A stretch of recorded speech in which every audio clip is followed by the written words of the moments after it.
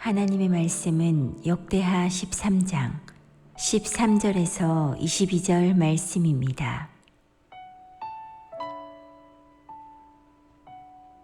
여로보암이 유다의 뒤를 둘러 복병하였으므로 그 앞에는 이스라엘 사람들이 있고 그 뒤에는 복병이 있는지라. 유다 사람이 뒤를 돌아보고 자기 앞뒤의 적병으로 말미암아 여호와께 부르짖고 제사장들은 나팔을 부니라. 유다 사람이 소리 지르매 유다 사람이 소리 지를 때에 하나님이 여로보암과 온 이스라엘을 아비야와 유다 앞에서 치시니 이스라엘 자손이 유다 앞에서 도망하는지라. 하나님이 그들의 손에 넘기셨으므로 아비야와 그의 백성이 크게 무찌르니 이스라엘이 택한 병사들이 죽임을 당하고 엎드러진 자들이 50만 명이었더라. 그때에 이스라엘 자손이 항복하고 유다 자손이 이겼으니 이는 그들이 그들의 조상들의 하나님 여호와를 의지하였음이라. 아비야가 여로보암을 쫓아가서 그의 성읍들을 빼앗았으니 곧 베델과 그 동네들과 여사나와 그 동네들과 에브론과 그 동네들이라. 아비야 때에 여로보암이 다시 강성하지 못하고 여호와의 치심을 입어 죽었고 아비야는 점점 강성하며 아내 14을 거느려 아들 22과 딸 16을 낳았더라. 아비야의 남은 사적과 그의 행위와 그의 말은 선지자 이도의 주석책에 기록되니라. 아멘. 가정의 달 맞이해서 어떤 또 말씀으로 성도님들에게 다가갈 수 있고 서로 나눌 수 있을지 고민하던 차에 또 우리들 교회에 또 이렇게 귀한 분을 모시게 돼서 이렇게 말씀을 듣게 됐습니다. 글쎄요, 그 말씀과 삶의 부딪힘이라고 할까요? 그리고 말씀을 통해 삶을 재조명한다고 할까요? 그리고 정말 말씀이 삶을 이끌어가는 그러한 삶을 우리가 한번 좀 봤으면 좋겠어요. 우리 성수환 목사님을 통해서 그래, 말씀이 속에 들어가면 저런 현상이 나타나는구나. 말씀이 삶에 부딪히면 저렇게 변화되는 거구나. 말씀은 이렇게 삶에 와서 우리를 이끌어 가시는 거구나. 하나하나가 열리게 되고 또 그렇게 우리가 걸어갔으면 참 좋겠어요. 귀한 발걸음은 새벽부터 오셨거든요. 힘내시라고 우리 박수를 한번 맞아주셨으면 좋겠어요.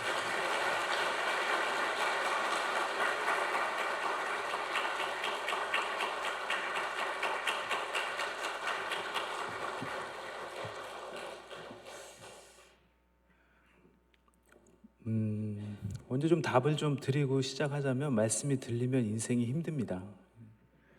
안 들리기를 간구하시길 바랍니다. 아셨죠? 제가 세종 한빛교회 이렇게 오면서 밖에 이제 상처가 별이 되어 현수막도 보이고 교회 들어와서 여기 뒤에 문구도 보고 이러면서 또 다 같이 저희랑 이제 큐티인도 하시고 그러면서 우리 교회 같은 그런 제가 섬기는 교회 같다라는 생각도 들고 참 오늘 일부 예배 때도 편안하게 같이 말씀을 나눴던 것 같습니다. 저희 교회라고 생각하고 편안하게 또 2부도 한번 시작해 보도록 하겠습니다. 1부 때 오셨던 분들은 이렇게 안 와주시는 게 좋아요. 왜냐하면 제가 똑같은 걸 할 거기 때문에 그분들 보면은 제가 또 신이 안 나잖아요. 그런 분들은 저 구석에 가 있으시든지 그래죠. 그렇게 앞에 앉아 계실 수가 있으세요. 한번 해봐라 뭐 이런 거예요. 오늘 함께 나눌 말씀은 큐티인 오늘 본문이에요. 오늘 본 역대하 이제 13장 이렇게 말씀인데 오늘 이제 아비야하고 우리 계속 이제 묵상을 했기 때문에 이 부분에 대한 부분들은 좀 이렇게 빠르게 좀 할게요. 아비야하고 이제 여로보암이 나오는데 아비야의 40만 군대와 여로보암의 80만 군대가 부딪히죠. 우리가 지난주에 묵상했을 때 그때는 이제 여로보암하고 르호보암이 18만 군대가 한번 부딪혔는데 오늘은 아비야의 40만 군대와 여로보암의 80만 군대가 부딪히는 장면인데 사실 오늘 본문에서는 역대하 본문에서는 하나님께서 아비야의 편을 들어준 것처럼 보입니다. 물론 그러시죠. 아비야에게 이제 승리를 주시죠. 근데 이 병행구절인 열왕기상을 보면은 아비야에 대해서 그렇게 기록이 많이 있잖아요. 아비야는 3년 동안 이제 왕으로 지냈는데 그 아비야에 대해서 그냥 한 줄로 이렇게 좀 뭐라고 정리를 하냐면 이스라엘과 전쟁이 끊이지 않았다고. 그냥 그게 싸움한 왕으로 선한 왕이 아니었죠. 악한 왕이었죠. 아버지 르호보암, 또 이제 솔로몬, 할아버지 솔로몬, 그 불신 결혼의 그 가정에서 이루어진 그런 이렇게 아이로, 그런 왕으로, 정말 왕자의 그 삶으로, 사실 저희 담임 목사님께서 표현해 주실 때는 이 아비야의 엄마를 표현하면서 돼지 엄마라고 표현하셨어요. 돼지 엄마. 돼지 엄마 뭔지 아시죠? 내 새끼, 내 자녀. 그래서 막 고국가에 시키고, 우리 아들 건들면, 우리 딸 건들면 못 참는 그런 돼지 엄마. 그렇게 이제 표현을 해서 정말 아비야는 말씀이 들릴 수 있는 구조 가운데 있지 않았어요. 너무 인생이 편안해서 정말 왕자처럼 이렇게 살았거든요. 그런 아비야가 이제 왕이 되고 오늘 이제 여로보암의 군대와 마주치는 그 장면입니다. 그래서 오늘 제목이 큐티인 제목이 점점 강성하여지기 위해서. 그래서 아비야와 여로보암의 이 일들 가운데 열왕기상에서는 왜 아비야의 손을 들어줬냐면 아비야가 대단해서가 아니라 그 할아버지의 아버지인 다윗왕이 하나님을 섬기고 다윗왕에게 약속하신 것이 있기 때문에 아비야에게 승리를 줬다라고 오늘 열왕기상은 말하고 있습니다. 그 배경 아래 오늘 좀 보도록 하겠습니다. 점점 강성하여지기 위해서 첫째로 인생의 복병을 잘 해석해야 합니다. 인생의 복병을 잘 해석해야 합니다. 13절에 복병이라는 단어가 나오죠. 이제 여로보암 군대는 80만이었고 아비야의 군대는 40만이었어요. 그래서 이제 가는 중에 여로보암이 전략에 뛰어난 여로보암이 뒤에 복병을 두는 장면입니다. 인생이 뜻하는 대로 다 이루어지지가 않죠. 준비한 대로 다 이루어지지도 않아요. 근데 우리가 인생이 뜻하는 대로 다 이루어지고 우리가 준비한 대로 착착착착 이루어지고 자녀도 공부 잘하고 돈도 잘 벌리고 아내도 너무 나한테 잘해주고 남편도 이 세상에 이런 남편이 없고 이런 상황에서 하나님 믿으실 분 한번 손들어 보세요. 모든 것이 다 제가 생각한 대로 다 돼요. 근데 하나님 믿으실 분 손들어 보세요. 뭐 하나님이 필요하겠어요? 내가 마음만 먹으면 다 잘 되는데. 그래서 인생에 복병이 있고 힘든 고난이 있어야 그제서야 우리는 하나님을 찾게 됩니다. 이게 참 슬픈 일인데 생각해 보면 우리가 신앙생활을 하는데도 우리 각자가 노예 근성이 있어서 하나님께서 우리를 인도해 가시는 좋은 방법이 복병을 우리에게 주시는 방법입니다. 아비야와 여로보암의 전쟁 가운데 여로보암은 전쟁의 승리를 위해서 복병을 준비시키시죠. 이 복병으로 인해서 아비야는 패배의 바로 앞에 놓이게 돼요. 앞을 봐도 적, 뒤를 봐도 적, 사방으로 어디 도망갈 데가 없어요. 어떻게 할 수 있는 방법이 없습니다. 전쟁에 승리하기 위해서 나아갔을 것인데 내가 그린 그림대로 일이 잘 진행되지 않습니다. 어느 한순간에 뒤를 돌아보니까 사방이 다 에워싸여 있어요. 이때 오늘 본문은 뭐라고 표현하고 있냐면 여호와께 부르짖고 제사장들은 나팔을 불었다라고 오늘 표현하고 있습니다. 살 수 있는 길이 없을 때, 또 사방이 적으로 둘러싸여 있을 때 우리는 부르짖고 나팔을 불지요. 그렇지 않고서는 나의 경험과 내가 가진 것, 돈, 명예 이런 것들로 이 모든 것들을 이겨나가려고 하죠. 하나님께 부르짖고 나팔을 부는 그때가 인생의 복병이 나타날 때입니다. 우리들은 교만하고 또 때로는 열등감이 너무 많아가지고 하나님을 찾지 않고 도움을 구하지 않아요. 복병으로 사방이 막혀야 그제서야 우리는 부르짖고 기도를 합니다. 이게 누구의 이야기가 아니라 바로 저희들의 또 우리들의 이야기입니다. 언제나 술을 드시고 폭력적인 문자적으로도 여로보암과 같은 아버지와 교회 권사님이신 아비야와 같은 어머니가 함께 살았습니다. 어머니가 저희 외가 쪽으로는 제가 이제 4대째인데 어머니가 불신 결혼을 하신 거예요. 어렸을 때 저희 가정은 늘 전쟁이 끊이지 않았습니다. 고아이신 아버지는 힘든 건축 현장 일을 하시면서 노동 일을 하셨기 때문에 매일 술로 그 힘든 것들을 달래셨어요. 그리고 그 끝에는 항상 폭력이 있었습니다. 권사님이신 어머니는 이럴 때마다 저를 데리고 기도원을 가셔야 되잖아요. 근데 저희 권사님이 기도원을 안 가시고 저를 데리고, 저희가 이제 안양에 살았는데 안양천을 데리고 갑니다. 안양천을 데리고 가서 저를 옆에 앉혀놓고 너만 아니면 이혼이다. 어려서부터 저에게 그런 힘든 말을 하셨어요. 그 초등학생 때부터 그냥 저를 그렇게 앉혀놓고 이렇게 우시면서 너만 아니면 이혼인데 내가 너 때문에 이혼을 안 한다. 누나도 둘이나 있는데 항상 저만 데리고 갔었어요. 왜냐면 누나들은 그래도 열심히 자기 일들을 했거든요. 큰 누나는 어려서부터 공부도 열심히 하고 이렇게 잘하고 또 교회와 집밖에 몰랐어요. 교회 집 학교, 교회 집 학교 이렇게만 다녔습니다. 고등학교를 졸업을 하고 저희 누나는 이제 저희가 집이 형편이 어려우니까 이제 실업계 고등학교를 갔어요. 실업계 고등학교를 가서 고3 때부터 이제 돈을 벌었는데 직장을 가면서 그때는 이제 직장, 교회, 집, 직장, 교회, 집. 저희 누나 근처에는 안 믿는 사람이 없어요. 안 믿는 사람은 저희 아버지밖에 없어요. 저희 누나 옆에는. 그렇게 인생을 살았던 저희 큰 누나가 불신 결혼을 합니다. 안 믿는 사람이 아무도 없는데 딱 한 명이 있었어요. 근데 그 사람하고 결혼을 했어요. 그래서 지금 불신 결혼을 했어요. 저희 엄마가 불신 결혼을 하고 저희 누나가 불신 결혼을 하고, 그래서 불신 결혼 이렇게 대대로. 이스라엘이 왜 힘들어진지는 아시죠? 다 불신 결혼이 씨앗이 돼서 거기 안에 산당이 들어오고 우상이 들어오고 우상 숭배를 하는 것 때문에 하나님께서 계속 이스라엘을 다그치셔 가시잖아요. 불신 결혼이 인생의 가장 큰 죄패입니다. 죄패. 그렇게 이제 큰 누나가 결혼을 했는데 하물며 저희 큰매형이 돈을 잘 벌어요. 사업을 해가지고 돈을 잘 벌어요. 돈을 잘 버니까 뭐 예수가 필요 없는 거예요. 그래서 큰 누나는 결혼한 다음 날부터 교회를 안 다니고 있습니다. 지금 결혼한 지 한 25년 됐는데 25년 동안 교회를 안 다니고 있어요. 안 믿지만 너무 착해요. 이 착한 남자를 선택해서 내가 전도하리라, 결혼해서 전도하리라, 그런 야무진 생각을 버리셔야 합니다. 그런 말도 안 되는 생각을 버리시면 인생이 힘들어지시는 거예요. 저희 매형이 이제 돈도 잘 버니까 저희 이제 어머니 아버지가 이렇게 살아 계신데 어머니 아버지한테 돈도 잘 드리죠. 돈도 잘 드리고 열심히 인간적으로 잘 섬깁니다. 그러니까 저희 어머니 아버지도 저희 큰 누나 큰 매형한테 교회 다니라는 소리를 못 하세요. 듣기 싫어하니까 안 하세요.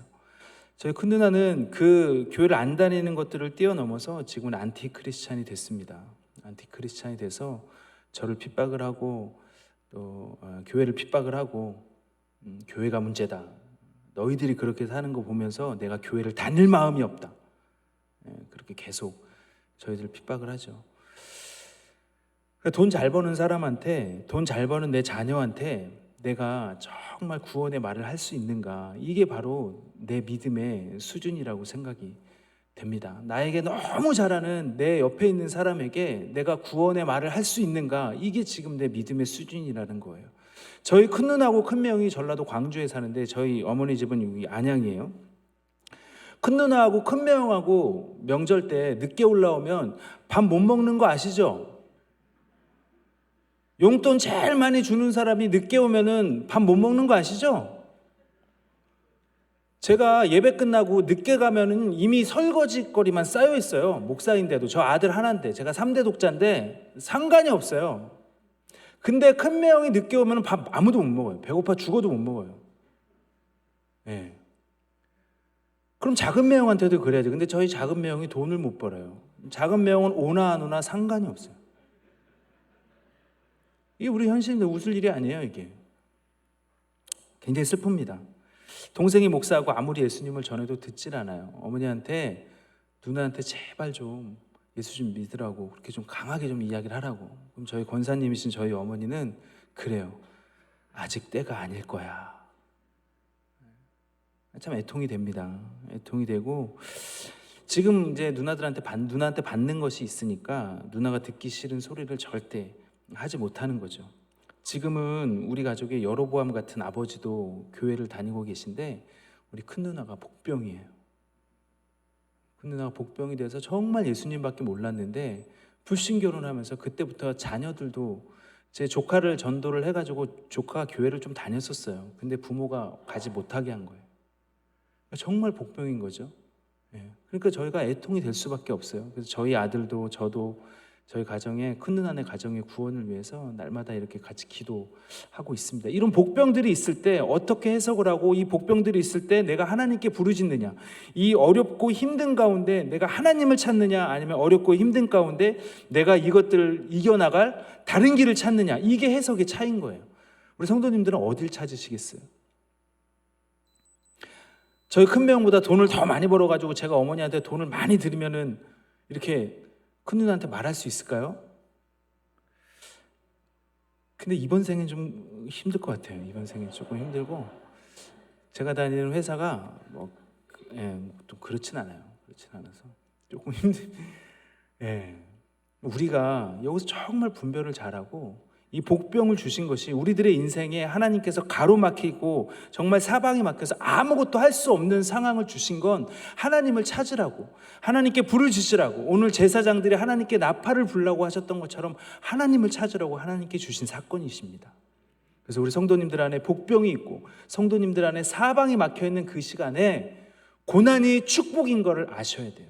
고난이 축복이라는 것은 그 환경 가운데 내가 하나님을 찾을 수 있다는 거예요. 오늘 아비야가 악한 왕이라 그랬어요. 악한 왕인데 이 사방이 복병으로 막혀있는 이 상황 가운데서 이 사람들이 하나님께 부르짖고 제사장들이 나팔을 불기 시작합니다.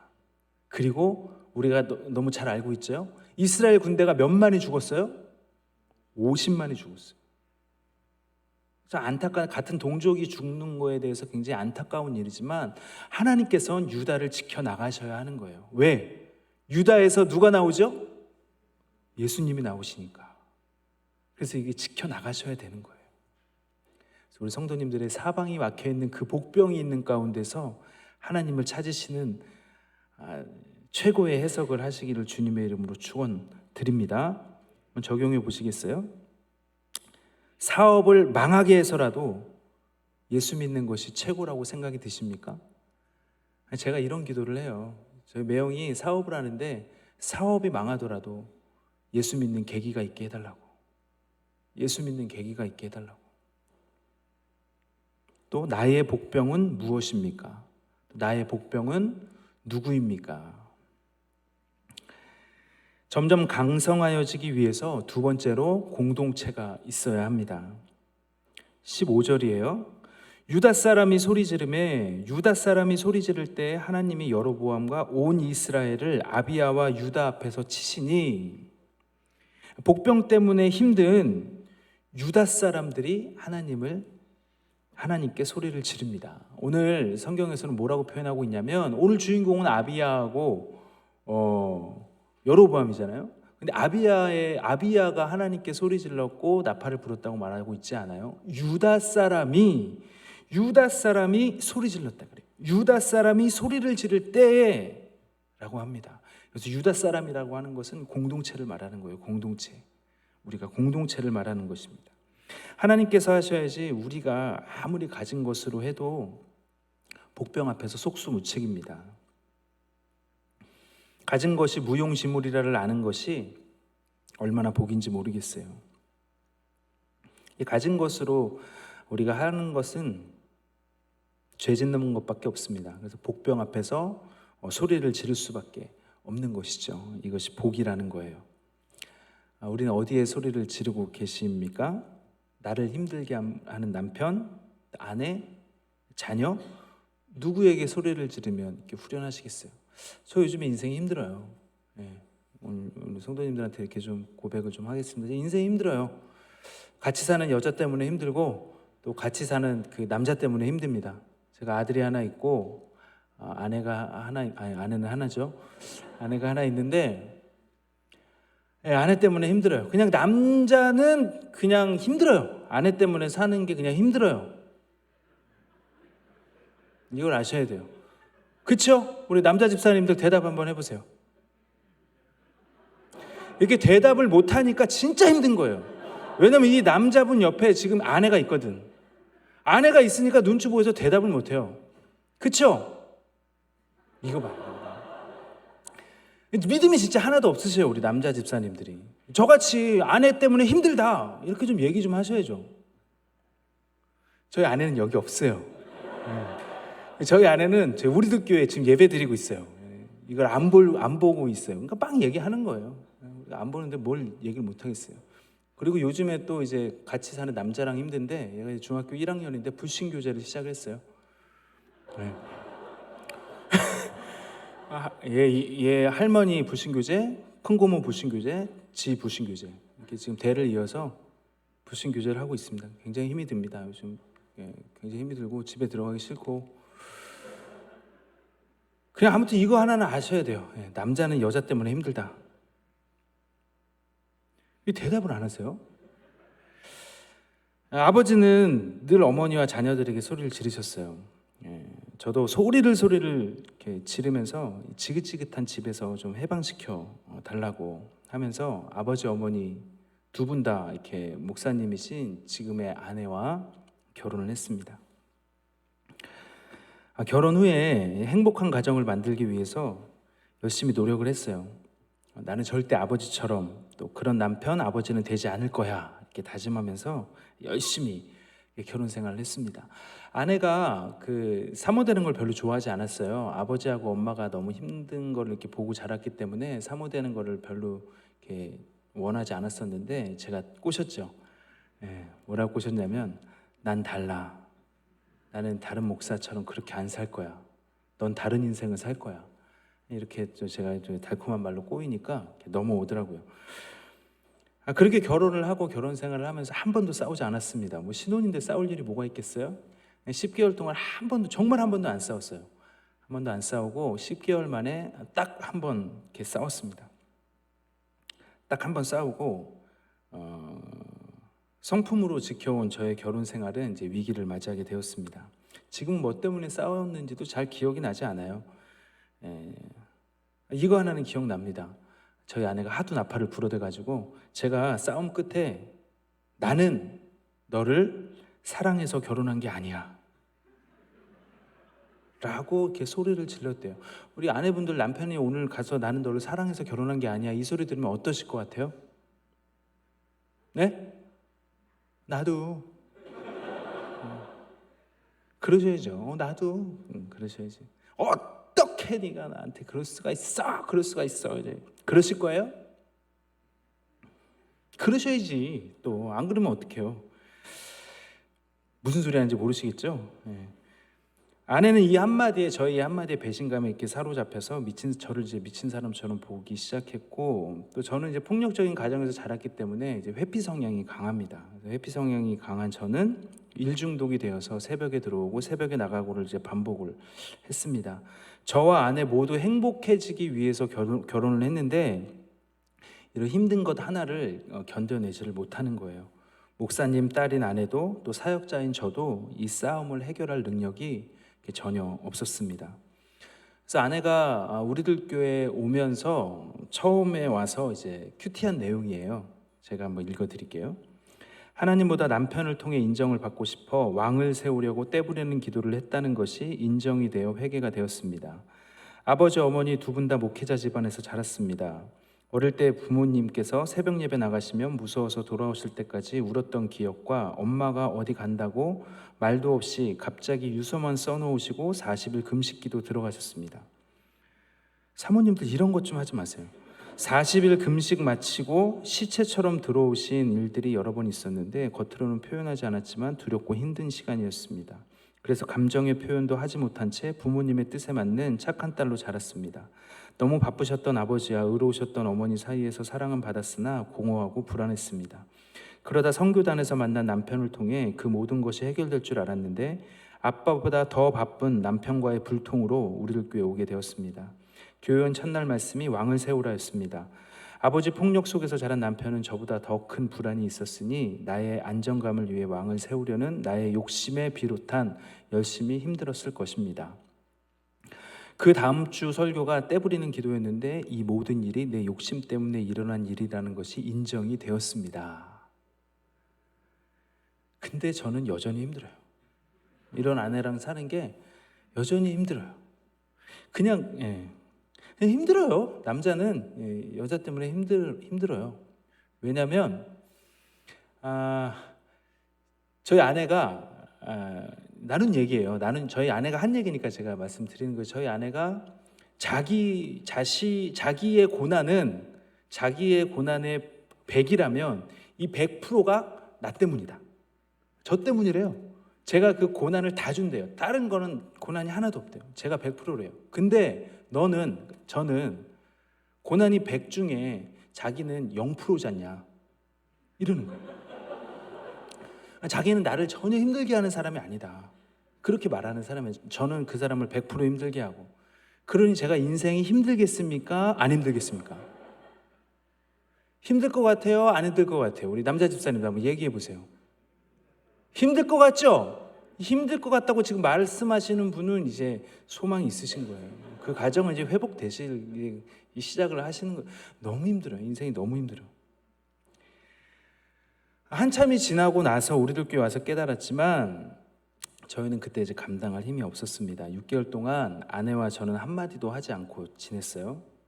들어왔는지 나갔는지 또 밥은 먹었는지 아프지는 않은지 이런 거와 전혀 상관없이 서로를 투명 인간을 취급하면서 이렇게 살았습니다. 후에 공동체에서 그러니까 6개월 동안 정말 아무 말도 안 했어요. 후에 공동체 와서 이 이야기를 하니까 이게 별거라 그러더라고요. 같이 그냥 같은 집에 있지만 이게 별거라고 하는데 이게 별거입니까? 별거가 아닙니까? 대답 한번 해주실래요? 별거예요? 별거가 아니에요? 별거예요? 우리 남자 집사님들은 집에서 대화 많이 하시나 보죠? 저는 이제 별거 아니라고 주구장창 오고 있는데 돌아보면은 별거가 맞습니다. 별거가 맞고, 이렇게 별거를 하는 중에 제 안에 들었던 생각은 나는 뭐하러 사나, 뭐 때문에 사나, 아무런 꿈도 소망도 사명도 없이 목사지만 그저 하루하루를 그렇게 이렇게 살았습니다. 근데 저희 가정에 복병이 생겼어요. 제가 32살에 결혼하고 아내가 26살에 결혼했습니다. 젊었죠. 결혼한 지 10개월 됐으니까. 젊은 저와 아내는 별거 중에 아이가 생겼어요. 말은 진짜 한마디도 안 했어요. 말은 정말 한마디도 안 했어요. 말은 정말 한마디도 안 했는데 딱 한 번 그렇게 새벽에 그렇게 아이가 생겼어요. 하나님께서 도저히 두고 보지 못하시고 이 일을 주셨고 이것으로 저희는 별거를 멈추고 또 성품으로 좋은 부모가 되기 위해서 열심히 노력을 하기 시작했습니다. 그렇게 또 몇 년의 시간이 흘렀지만 본질적으로 해결이 되지 않았잖아요. 저하고 아내가 본질적으로 해결이 되지 않았기 때문에 저는 여전히 일중독에서 헤어나오지 못하고 아내는 산후 우울증이 겹치면서 저희는 이제 문자적으로 두 번째 별거를 시작하게 되었습니다. 아내는 친정에서 살았고 저는 저희 집에서 8개월 동안 별거를 하게 되었습니다. 그렇게 0과 6이 지쳐가면서 저는 그 시간에 이제 17kg가 빠지게 되더라고요. 그러던 중에 제가 이제 서울의 통합측에 아주 큰 그 교회에 이렇게 부목사로 섬기고 있었는데 청년부를 섬기고 있었는데 제가 이제 별거 하고 있는 그 중에 청년 커플이 저한테 오더니 이러는 거예요. 목사님처럼 살고 싶어요. 주례해 주세요. 전 별거 하고 있는데 이혼 소장이 벌써 두세 번씩 이렇게 왔다 갔다 하고 있는데 저한테 주례를 해달래요. 그러니까 제가 얼마나 속이고 살았겠어요. 제가 이렇게 항상 웃는 얼굴이었어요. 거기 있을 때 항상 웃는 얼굴이었어요. 항상 웃으면서 이렇게 다니고 항상 행복한 척하고 나이스한 척하고 거기선 또 그렇게 해야 되거든요. 그러니 이제 저처럼 살고 싶겠죠. 나이 어린 여자랑. 근데 저는 제가 그 이야기를 딱 들었을 때 제가 이게 견딜 수가 없는 거예요. 목회자로서 내가 이렇게 속이면서 무슨 사역을 할 수 있겠나. 그리고 그 친구한테 나는 나이가 너무 어려서 아직 주례를 못하니까 저기 나이 드신 분한테 가서 주례를 받으시라고 목사님을 소개시켜주고 저는 사무실에 가서 사표를 냈습니다. 사직서를 내고 이제 이혼을 하기 위해서 사직서를 이렇게 냈어요. 나 이제 사역은 이제 못 하겠구나라고 생각을 이렇게 했습니다. 그리고 이제 마지막으로 제가 이제 기도원에 이렇게 갔습니다. 정리하기 위해서 이별 기도원을 갔는데 거기서 제가 지금 제가 섬기고 있는 우리들 교회 담임 목사님 김양재 목사님께서 쓰신 가정아 기뻐하라라는 책을 접하게 됐습니다. 거기서 그 책을 앉은 자리에서 처음부터 끝까지 다 읽고 제가 눈물을 펑펑 흘리고 회개를 이렇게 하기 시작했습니다. 네. 그러면서 이제 목사님 설교를 인터넷으로 계속 찾아 듣고 홈페이지를 날마다 보다가 거기서 이제 사역자 공고 모집이 있는 거예요. 그래서 제가 이제 이혼하려고 했던 거 모든 거 다 숨기고 거기 제가 또 이제 나이스하게 웃으면서 가가지고 이렇게 면접을 보고 합격을 했습니다. 합격을 하고 목장에서 이제 이런 이야기들을 막 나누면서 또 공동체에서 들으면서 가는데 제가 거기에 이제 부교육자로 있으면서도 여전히 저희 가정은 어려웠기 때문에 아내는 저희 교회에 오지 않았어요. 6개월 동안 교회를 오지 않았습니다. 그 후에 이제 제가 거기서 이제 많이 훈련 받고 아내도 6개월 있다가 교회 오고 그러면서 저희가 이제 우리들 교회 온 지 9년이 됐는데 9년 동안 이렇게 쭉 자라오고 저희 가정이 아직까지는 이혼 안 하고 살고 있습니다. 저희 아내는 여자 목장 부목자고요. 저는 이제 부목사고 목자고 아들은 작년까지는 저희가 이제 소년부 초등학생에도 이제 목자가 있어요. 거기서 이제 아들도 목자를 했는데 청소년부는 이제 그런 게 없어서 지금 불신교제 하고 있습니다. 저희가 이제 뭐라도 해야 되니까 할 게 없어서 불신교제 선택을 이렇게 했네요. 그렇게 교회와 목장에서 울부짖기 시작하면서 아내도 함께 우리들 교회 다니면서 조금씩 저희 가정이 이렇게 살아났습니다. 여전히 자주 싸워요. 여전히 힘든 일들이 많아요. 제가 고난이 100%고 당신은 자기한테 고난이 주는 사람이 아니다라고 말하는 여자랑 사는 게 쉽겠습니까? 네? 쉽겠어요? 너무 힘들어요. 너무 힘들고 목사로서 아빠를 본 그게 있기 때문에 저를 이렇게 또 대하는 이 그레이드가 굉장히 높아요. 근데 저는 안 그렇거든요. 굉장히 고상해요. 저희 장인어른은 목소리도 진짜 목사님 같아요. 그리고 저희 장모님도 할렐루야, 이 흉내도 잘 봐요. 할렐루야. 그래요. 저는 이렇게 좀 약간 좀 톤이 높잖아요. 좀 까불까불하게 이렇게 목소리 톤이 좀 그렇죠. 좀 이렇게 좀 얕아 보이잖아요. 저를 향해서 아주 무시하는 게 있어요. 저를 굉장히 좋아하는데도 굉장히 저를 목사로서 이렇게 무시하는 게 있는 여자랑 사는 건 정말 힘들어요. 네. 지금 웃으시는 분들은 다 무시당하는 남자분들이에요. 그래서 이거 하나는 알아두셔야 돼요. 이 땅에 나랑 살아주는 내 남편은 정말 최고다라는 걸 알아주세요. 어떤 이유에서든 나랑 살아주는 남편은 최고다라고 생각하시면 돼요. 아내 집사님들. 수준이 있으시네요. 다시 한번 아내 집사님들은 정말 내 남편 나랑 살아주는 남편은 정말 최고다. 남자분들은 이럴 때 그냥 팔짱 딱 끼고 가만히 있어야 돼. 이럴 때 남자분들이 초싹 맞게 아멘 그러면 이제 그 남자는 정말 좀 힘들어요. 그 남자는 좀 안 되는 거죠. 제가 가장 힘들었던 것 중에 하나는 사역하면서 가장 힘들었던 것 중에 하나는 제가 이제 말할 데가 없다라는 거예요. 아내도 저를 이렇게 항상 이렇게 반듯한 목사로, 제가 또 선교단 그 리더였고 아내는 저기 보이지 않는 80만 대군의 저 끝에 있는 그 정말 문자적으로도 키도 작아요. 저는 키도 크잖아요. 제가 182고 아내는 140 몇이에요. 진짜 키도 작고 저는 대표고 저기 결혼하더니 이게 완전히 뒤바뀌어져가지고 저를 이렇게 만들려고. 이 만들려고 하는 아내는 진짜 회개하셔야 돼요. 남편을 이제 내가 원하는 대로 만들려고 하는 아내분들은 정말 이렇게 회개하시길 바랍니다. 말할 데가 없는 거예요. 말할 데가. 집에서도 말할 데가 없고, 교회는 내가 직장이잖아요. 내가 직장에서 내가 별거 하고 있다, 나 아내랑 너무 힘들다, 이걸 어떻게 말하겠어요? 말할 데가 없으니까 그 청년들이 와서 저같이 살고 싶다고. 정말 이 속이는 삶이, 말할 데가 없는 삶이 이렇게 너무 힘든 거예요. 죄송하지만 제 얘기니까 그냥 편하게 할게요. 저는 제가 사역을 시작하면서 교회가 있다고 생각해 본 적이 별로 없어요. 제 교회가.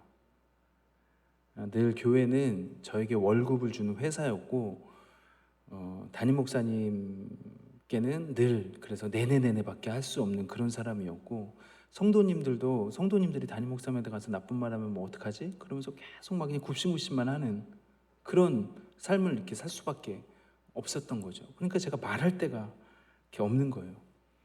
지금 이 공동체가, 제가 이제 섬기고 있는 우리들 공동체를 이제 만난 것이 제 인생에 너무 큰 복인 게, 제 안에 이게 생겼어요. 제 교회가 생기고, 또 제 담임 목사님이 생기고, 또 함께 이야기할 수 있는 내 지체가 생기고, 제가 목사이기 전에 제가 우리들 교회 성도라는 것이 너무너무 감사합니다. 너무너무 감사하고, 이런 교회를 만들어주신 담임 목사님께 정말 너무너무 감사하고 너무너무 빚진 마음이 있습니다. 세종 한빛교회 모든 성도님들도 이 교회가 정말 내가 뭐든지 말할 수 있는 교회가 되기를 주님의 이름으로 축복을 드립니다. 그리고 그 교회를 잘 만들어 가시는 우리 담임 목사님을 위해서 늘 기도하시고, 담임 목사님께 빚진 마음과 감사한 마음을 가지고 내가 세종 한빛교회 성도라는 것이 얼마나 감사한지 날마다 누리면서 가시는 우리 성도님들이 되시기를 주님의 이름으로 축원을 드립니다. 달라진 것이 하나도 없었어요. 저희 아내는 여전히 제가 고난이에요. 저도 저희 아내가 고난이고, 근데 달라진 거 하나가 있다면, 제가 주여, 아버지 하면서 소리 지를 공동체가 생겼다라는 거예요. 말할 수 있는 곳이 생겼다라는 거예요. 저희 아내도 말할 수 있는 곳이 생기고, 저도 말할 수 있는 곳이 생기고, 우리들 교회는 이 채플이 2개예요. 그래서 판교 성전이 있고 휘문 성전이 있습니다. 판교에는 반 정도가 있고 휘문에도 반 정도가 있는데, 저랑 아내랑 이렇게 성전이 달라요. 저희는 이제 지역적으로 아내는 판교 성전에서 이제 예배를 드리고, 저는 휘문에서 예배를 드려요. 그러니까 이제 편한 거죠. 서로 막 자기 얘기하고 다니는 거예요. 제가 여기 와서 이제 저희 아내 막 얘기하잖아요. 제가 교회도 막 해요. 성전이 다르니까. 전 휘문에서 막 이야기해요. 그러다 이제 제가 이제 교회 이제 판교를 어쩌다 가면은, 판교에서 제가 모르는 여자 집사님이 저를 위아래로 이렇게 안 좋은 시선으로 막 째려봐요. 이렇게 째려봐요. 그러면은 그 여자 집사님은 분명히 저희 아내랑 같은 목장이에요. 같은 목장에서 제욕을 그렇게 하는 거예요, 와이프가. 제욕을 그렇게 하는 건 저를 이러고 쳐다봐요. 정말 이러고 쳐다봐요. 그래서 안녕하세요 그러면 쌩 하고 돌아가요. 어쩌라고요. 아내도 이렇게 말할 때가 있어야죠. 아내의 목장의 인원수는 많아봤자 10명이에요. 10명인데 저는 벌써 여기만 보세요. 벌써 1부 때하고 우리 2부 때하고 해서 벌써 한 400~500명 되잖아요. 우리들 교회 성도님들이 10,000명이란 말이에요. 10,000명들 앞에 제가 막 이야기를 하고 다니는 거예요. 그럼 저희 아내 진짜 좀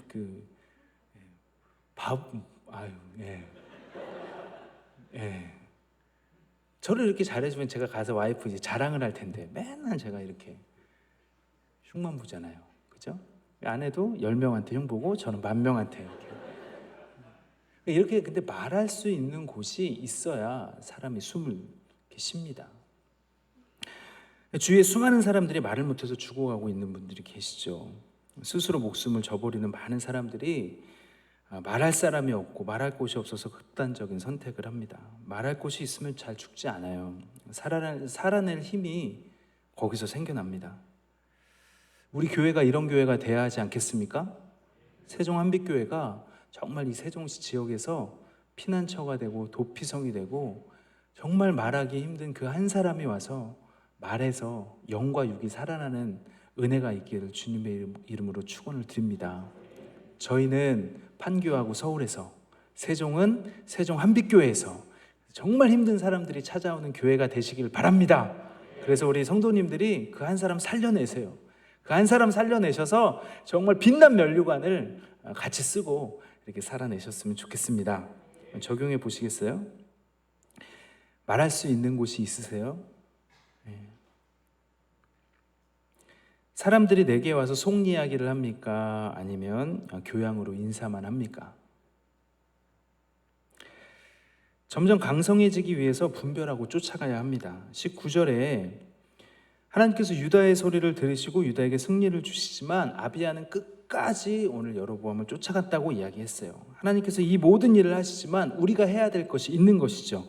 나는 하나님께 기도했으니 이제 하나님께서 하시면 돼. 이러면서 나는 아무것도 안 하고 하늘에서만 살면 안 되는 거예요. 우리는 땅에서 살고 있잖아요. 그러기에 이 땅에서 내가 해야 할 적용 사명이 있는 것입니다. 내가 해야 될 일들을 하기 위해서 분별이 필요하죠. 쫓아가야 할 여로보암을 분별해야 합니다. 쫓아갈 여로보암을 분별했다면 이제 그 여로보암 앞에 내가 무엇을 해야 하는지 분별을 해야 돼요. 때로는 참아야 하고 때로는 참아야 하고 모든 것이 구원 때문에 해야 하는 것입니다. 오늘 나를 건드렸으니 넌 죽었어. 내가 이 오늘을 기억할 거야. 15년째 아내가 저한테 그 말을 하고 있는 거예요. 나는 너를 사랑해서 결혼한 그거 있잖아요. 15년째 지금 제가. 이런 게 쫓아가는 것이 아니죠. 오직 인생의 목적, 가족을 세우신 목적이 구원 이상 이하도 아닌 것이에요. 이 구원을 이루기 위해서 인생의 목적, 가정을 세워주신 목적이 온전히 구원 때문에 세워주신 거기 때문에 이 구원을 위해서 나를 힘들게 하는 여로보암을 분별을 해야 하는 것입니다. 그리고 오늘은 참고 내일은 또 참고 그 다음 날은 또 참고 또 참고 참을 수 있는 것이 믿음이에요. 오늘 본문에서처럼 또 오늘은 끝까지 쫓아가야 될 때가 있어요. 구원 때문에 악소리를 내야 될 때도 있는 거예요. 무조건 참는 것이 아니라 구원 때문에 악소리를 내야 할 때가 있는 거예요. 근데 이걸 누가 분별을 합니까? 분별하실 수 있으시겠어요? 오늘은 내가 참아야 되는 날이네. 오늘은 내가 악소리를 한번 내볼까? 분별하실 수 있으시겠어요? 만약에 혼자 분별을 하신다면 10번의 사건 중에 아마 9번은 악소리를 내실걸요? 내가 소리를 내는 건 구원 때문이야! 그래서 우리가 이 사건 가운데서, 이 삶 가운데서 분별하기 위해서 필요한 것이 바로 공동체예요. 목장이에요. 교회예요. 물어봐야 합니다. 목장에 물어봐야 돼요. 목자님한테 물어봐야 되고 내 지체한테 물어봐야 되고 이런 사건들이 있었어. 이런 것들을 이야기해야 돼요. 그래서 공동체가 필요합니다. 분별하고 참아야 되고 분별하고 쫓아가야 되기 위해서 필요한 것이 바로 공동체라는 거예요.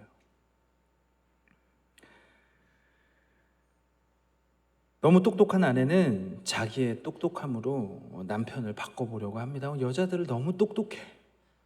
그죠? 여자분들 너무 똑똑하죠?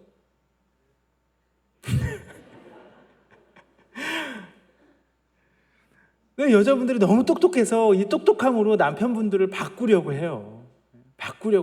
너무 지혜로우셔가지고. 근데 남편들은 그럴 생각이 별로 없어요. 바뀌어질 의향이 별로 없어요. 그쵸? 바뀌어질 의향이 별로 없어요. 그러니까 우리 아내분들은 포기하시는 게 정신건강에 좋습니다. 그리고 남편분들은 아내에게 벌어다주는 돈으로 군림하려고 합니다. 군림하려고 해요. 내가 이 돈을 벌었으니 이 돈 갖고. 그런데 아내분들은 전혀 그럴 마음이 없어요. 그 돈에 별로 할 마음이 없어요. 아내분들이 맨날 하는 말이 뭐예요? 쥐꼬리만한 월급 갖다 주고 저 따위로 생색을 낸다고. 그러시죠? 대답을 안 하는 건 그런 거예요.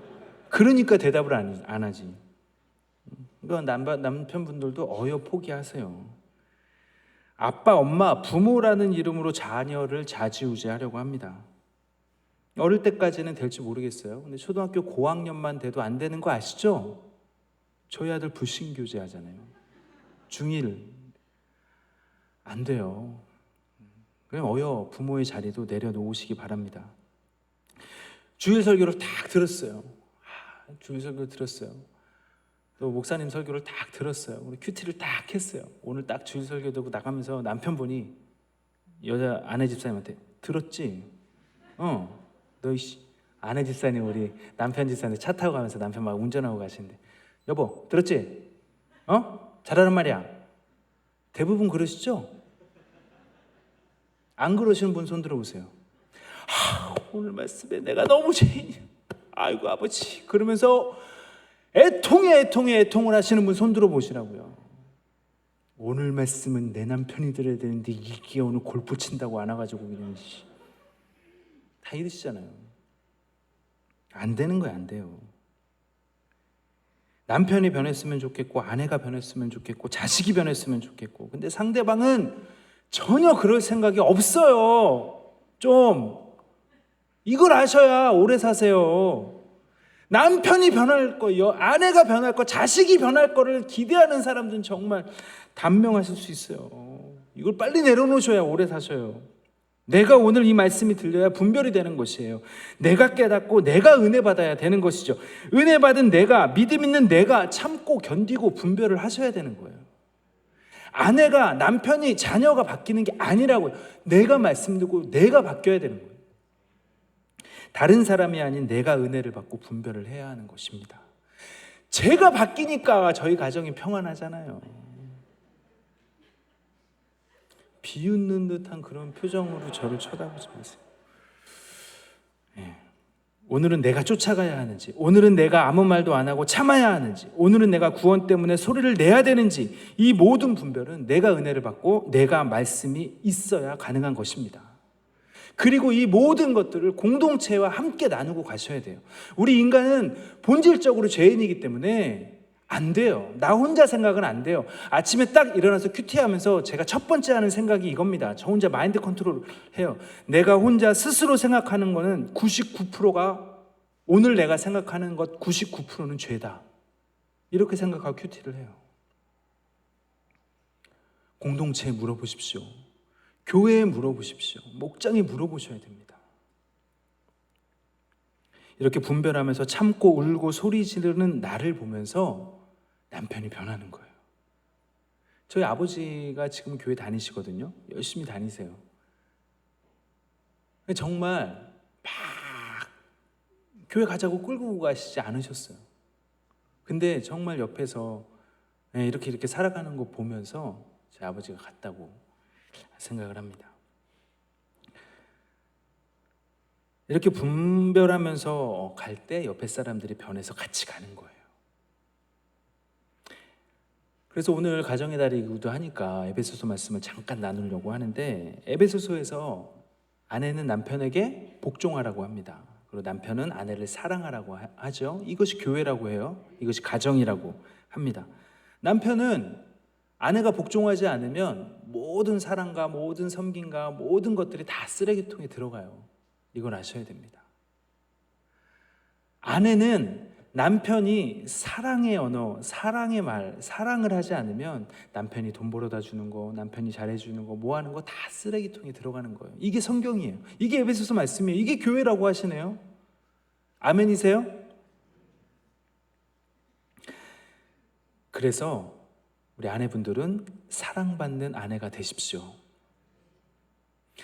사랑받는 아내가 되십시오. 그러기에 아름다운 여자가 되셔야 돼요.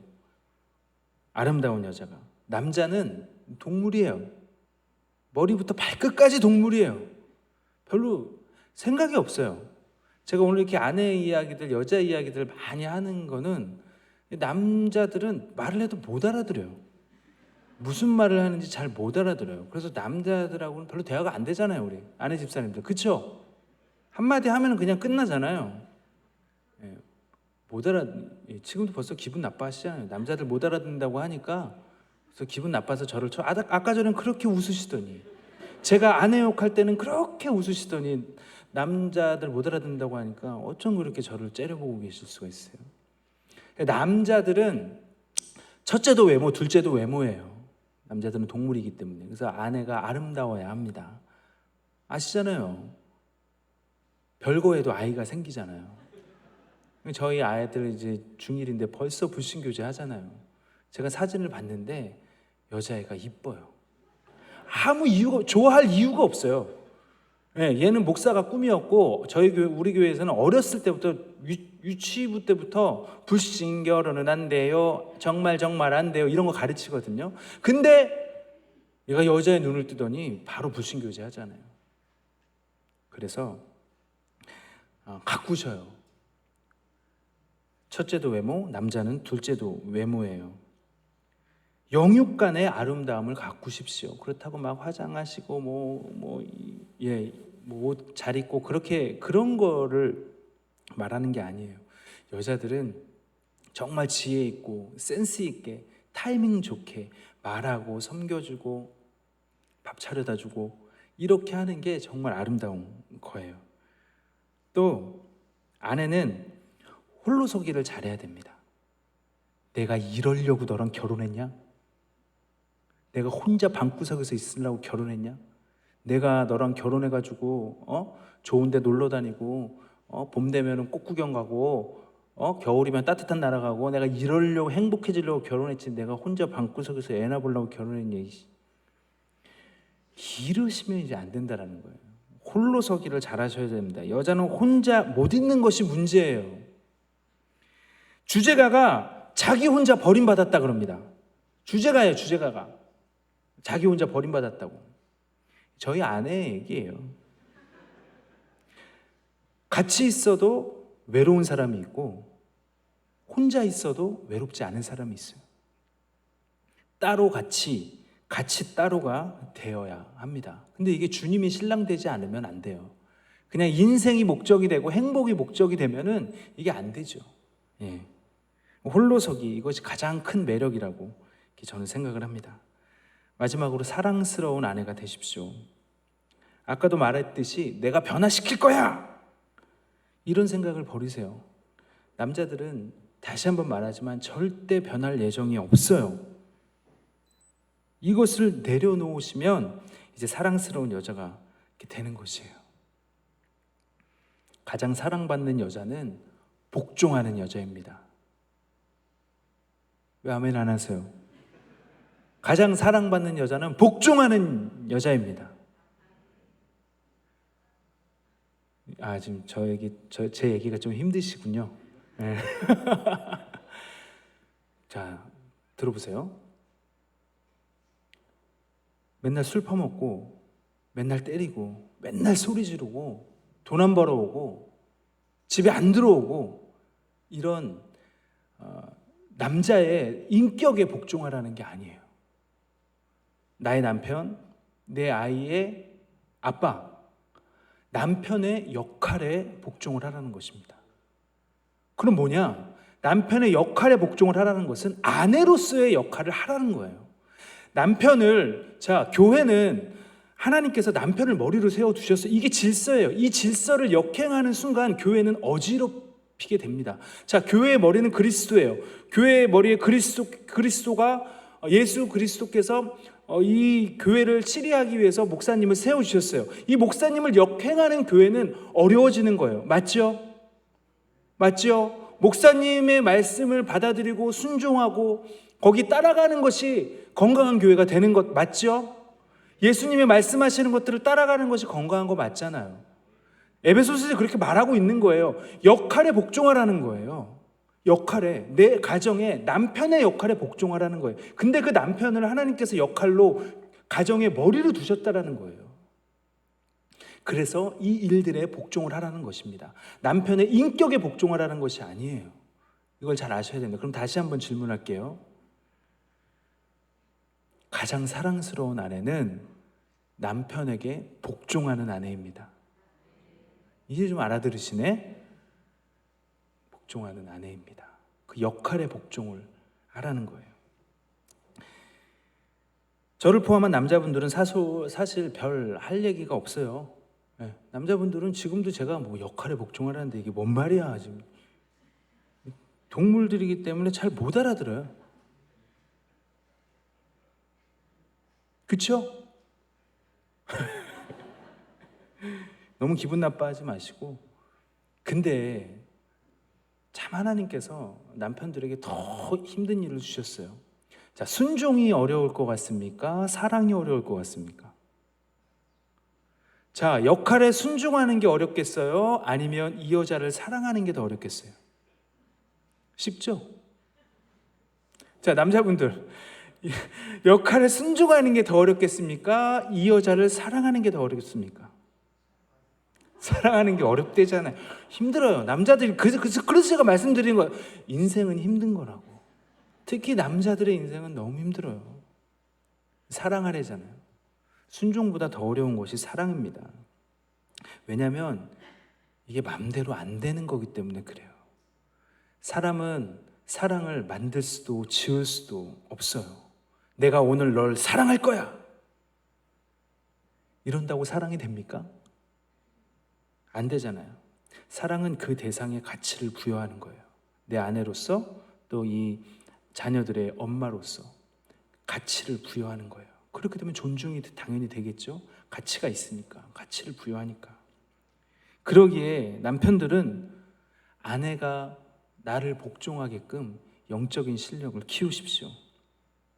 이 실력은 돈을 많이 벌어오고 인정받는 실력을 말하는 것이 아니에요. 소리를 지를 때, 참을 때, 가만히 있어야 될 때, 열심을 내야 할 때 행동들을 분별하는 거예요. 이게 바로 영적인 실력을 키우는 거예요. 근데 이게 되시겠어요? 우리 남편분들, 남자분들 영적인 실력을 키우는 게 되시겠어요? 이거 봐요. 지금 뭔 얘기하는지 모르잖아요. 대답을 못해. 뭐 영적인 실력을 키우라는데. 그래서 제가 이제 가르쳐 드리는 거예요. 모르시기 때문에 제가 가르쳐 드리는 거예요. 영적인 실력을 키우기 위해서 우리가 할 수 있는 것은 교회에서 정해놓은 그 시간 안에 순종하는 겁니다. 뭐냐면 오늘 주일 예배 나오셨듯이 예배를 다 참석하는 거예요. 공예배, 주일 예배, 수요 예배, 금요 철야 예배, 또 새벽 예배. 이걸 지금 같이 다 순종해 가는 거예요. 우리가 영적인 실력을 키울 수 있는 방법이 없어요. 집에서 혼자 성경책 펴놓고 영적인 실력을 막 키워보세요. 제가 봤던 성경책에 이렇게 깨알같이 글씨가 다 써져 있어요. 이런다고 영적인 실력이 안 키워지더라고요. 참 이게 돼서 인생이 슬퍼요. 안 키워져. 나 혼자 안 돼요.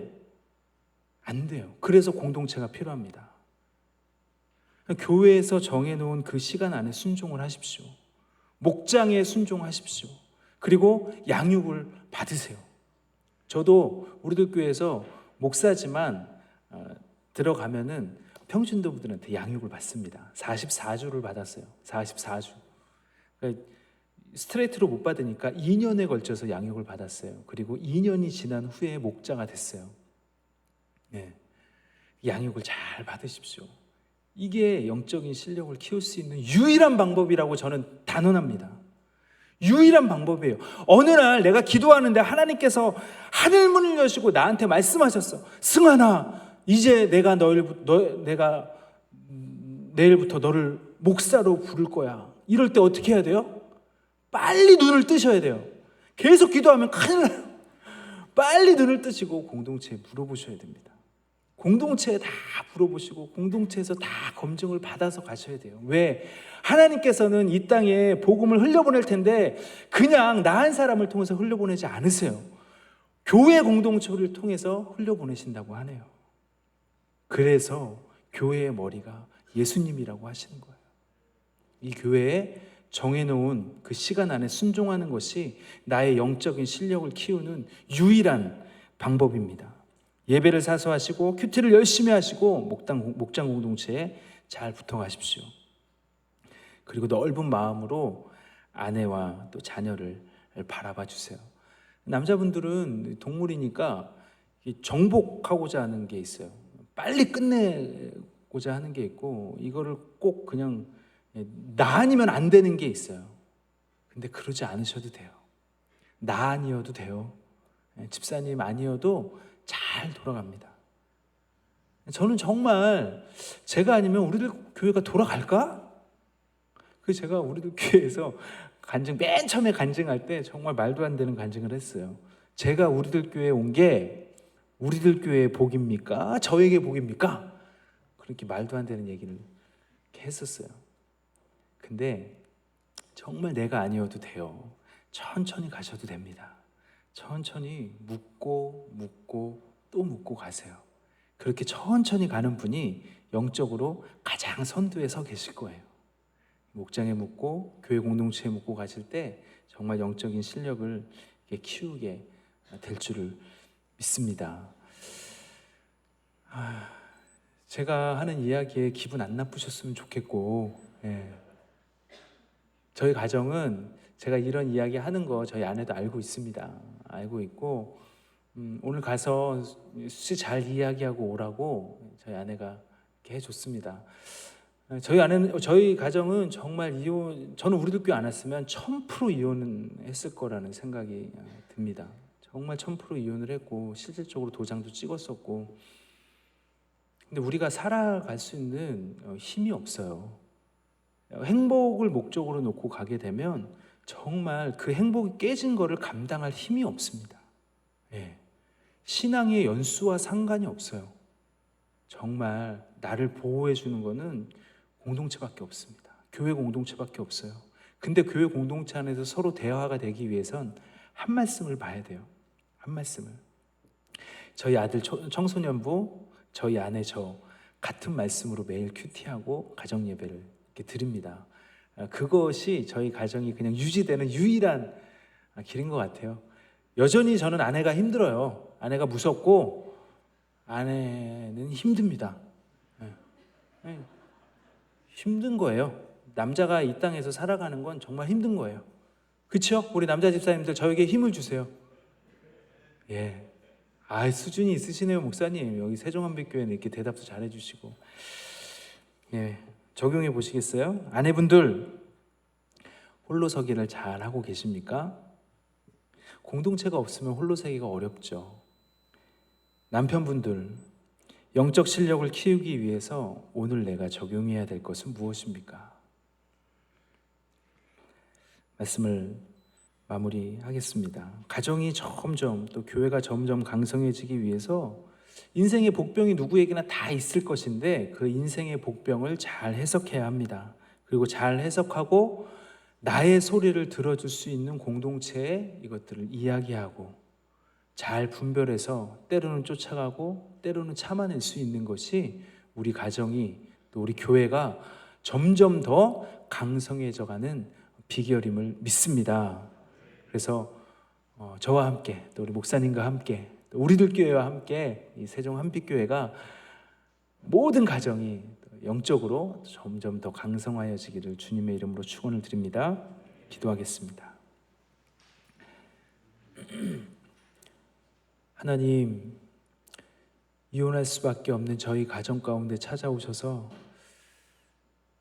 말씀이 들리게 하시고 또 이 힘든 이야기들을 나눌 수 있는 공동체를 주셔서 하나님, 내가 교회라고 부를 수 있는 성도로 불러주셔서 주님 감사함을 드립니다.